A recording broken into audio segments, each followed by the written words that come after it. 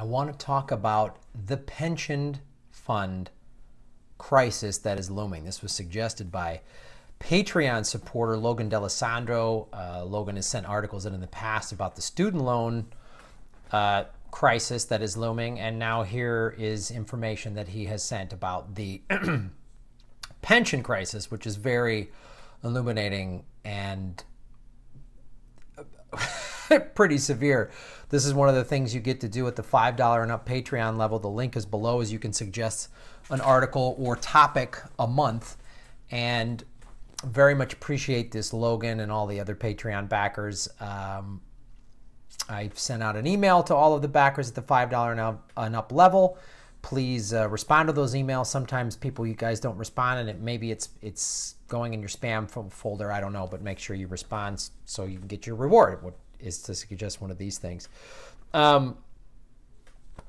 What is going on? I'll read and what Logan, these articles that he suggested, and I'll put them below. One of the main reasons why they're inflating stocks, U.S. pension plans are relying on them for a return on investment to pay the increasing costs. Of course, it doesn't come to covering the price for these pensions. Illinois isn't the only state that will go bankrupt because of these pension plans. And in this article here, in Zero Hedge, and there's also in the article is an embedded interview with on the Wall Street Journal with a gentleman who's in Chicago that deals with policy in Illinois. And one of the things that he brings up with just specific to the city of Chicago is municipalities like the city of Chicago have several things. They have over 37%. A lot of cities, I'm going to give you some numbers here. Let me make sure I have this correctly. So 37% of local government employees were at least 50 years of age in 2015. So I'm going to talk a little bit about Chicago and some other cities, but this is a nationwide problem. The city of Chicago is in trouble because a lot of the pension plans for like city workers, firefighters, cops, or people that work for the city, they only have roughly 25 cents on the dollar of actual money to pay out these pensions. So what are they going to do?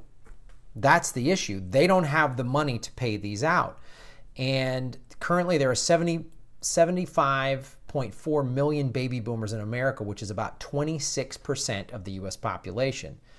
And they either have reached retirement age or will reach it between 2011 and 2030. That's when baby boomers, that generation, will reach retirement age. So a bunch of them already have, and more will.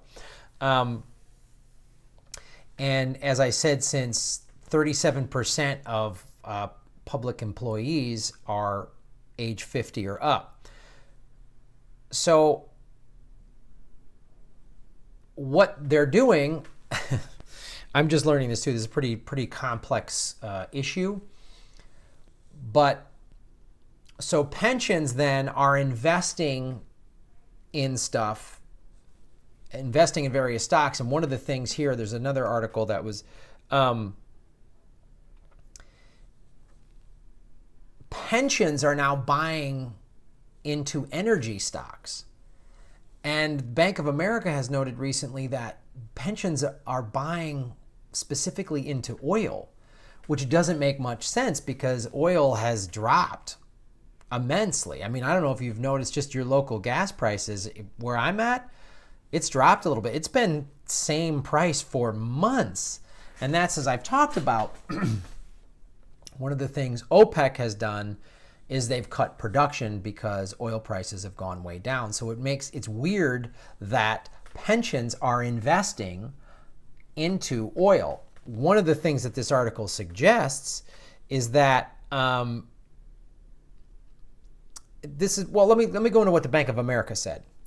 Pension fund clients, a subset of institutional, were net buyers of U.S. stocks for the second week, led by record purchases of energy stocks by this group. They were also big buyers of industrials and tech. Unlike the other groups, pension fund clients are net buyers year to date.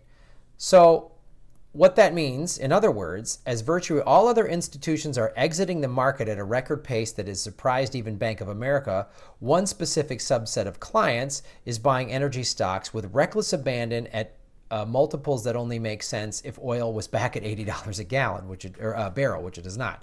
The same group who is tasked with the fiduciary duty of protecting your pensions, which what they're doing now, they're providing, they're already like, they can tell they can't pay this off, right? So I'm going to go into a couple other. So the unfunded obligations, pending on estimates, meaning the obligations that pensions have to pay that they don't have the money for, is estimated anywhere between $4 to $5.6 trillion. So yeah, with a T. So what they're doing is they're buying oil stocks and energy stocks so that then they can blame it on oil. Instead of saying, hey, we've been mismanaging your pensions for the better part of 2 decades or 3 decades, we can just go, hey, we put it into oil and oil went bad, so your pension's not worth what it was. You remember the Enron crisis? Remember what that? Watch the documentary, The Smartest Guys in the Room, and they just burned through pensions. So this is a very serious issue. And one of the things that this article talks about is that a bear market is coming, and that is going to light the fuse. So I'll read you this. The next major bear market, when that comes growling, the real crisis won't be secluded to just subprime auto loans and student loans and commercial real estate. I've covered all 3 of those subjects. The real crisis comes when there is a run on pensions, when fear prevails, benefits will be lost entirely. So that's the thing. When people start going, wait a minute, I'm in my late 50s or 60s and I'm going to retire and there's no pension money, I want my money. Just like there was a run on banks, people are going to go, I want my pension. I have a document saying you owe me X amount of dollars for my pension. Where is it? And the banks are going to go, the pension groups are going, oh, sorry. Maybe oil stocks went down. This is insanity. This is the thing I've been talking about. Why every video that I talk about, they all relate. As Chris Hedges says, the 4-decade-long corporate coup, slow motion corporate coup of America, this is part of it. They have gambled. Part of the problem is you have less people putting money in to their pension out of their own wages. Currently, the number of people I don't know, they put in like 10% or something like that. The only way to cover the gap, the $4 to $6 trillion gap, is to ask people to contribute 40%. So you're gonna have to take 40% of your paycheck to put it into your pension and make sure it's there when you retire, if you're gonna be retiring in the next 15 years. That's not possible. So there's like the thing that I'm trying not to be like, oh, the sky's falling, but it's a real concern. Everything that I'm reading, from the carbon bubble to the student loan bubble, the auto loan bubble, and now the pension bubble, we could have a complete financial meltdown. And you're already starting to see, I'm going to read you this statistic. So what they're saying,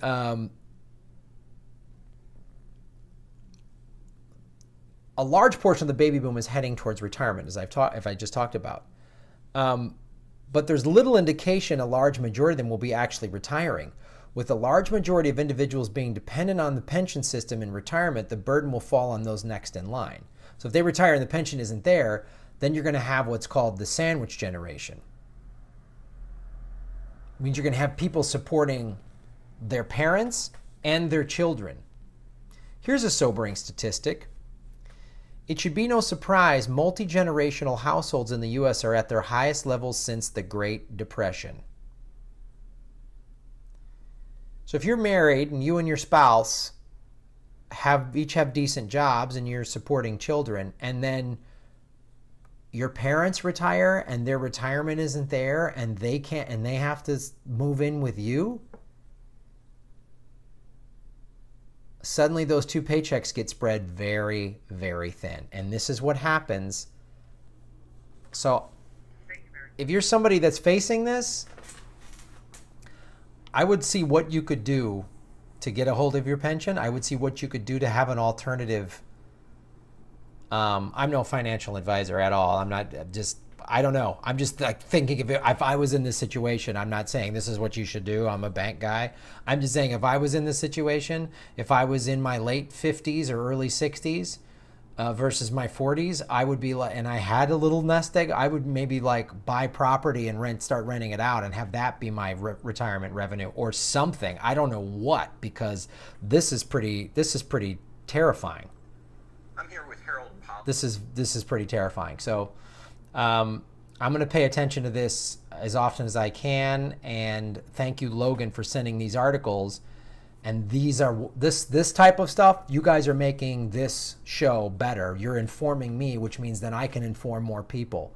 And you're also supporting the show on the Patreon level. So I will stay vigilant and keep tracking this as much as I can.